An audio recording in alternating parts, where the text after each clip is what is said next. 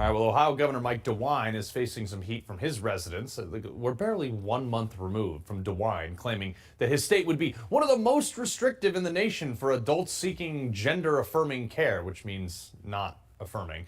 This was early January, folks. Fast forward like 4 weeks, and DeWine has already caved. He's walking back a number of provisions, he's saying, after residents in Ohio went absolutely nuts. Tony Perkins, the president of the Family Research Council. Tony, it seems like Ohio was taking the right steps. I know they just overrode him on a veto on something else. I mean, DeWine's not really doing a great thing over there.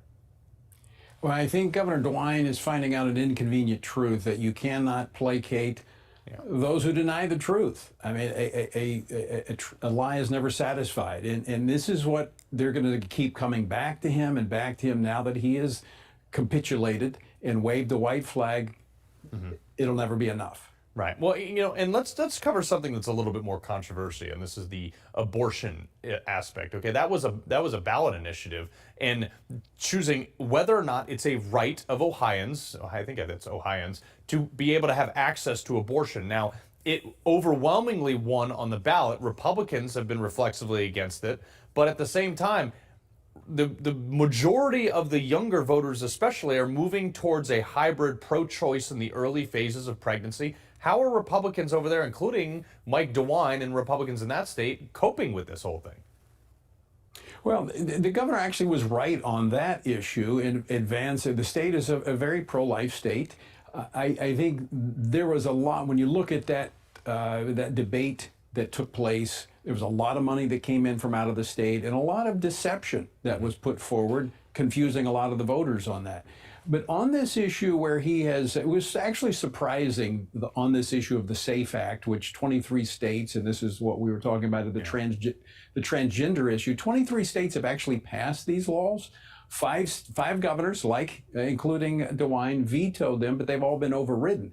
This is common sense. In fact, Carl, even last week, the New York Times, which is certainly not a bastion of conservative values, ran a pretty fair article that included detransitioners, psychiatrists, medical experts saying this whole deceptive term of gender-affirming care, targeting minors with this experimental surgery and drugs is harmful and it needs to stop.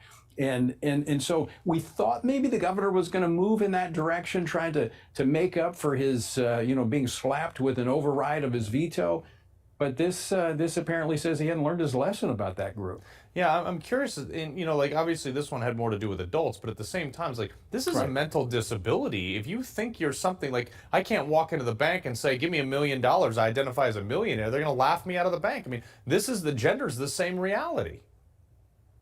And part of the problem we have is that there's this tremendous pressure being put on medical and especially when it comes to mental health, not to address the underlying issue. This is the only condition that's being treated this way.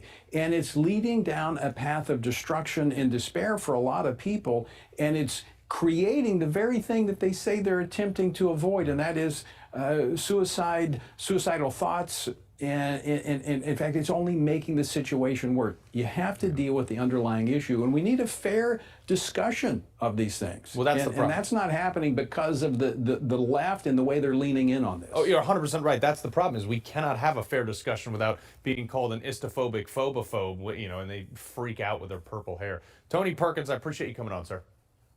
Thanks, Carl. Good to see you. All right.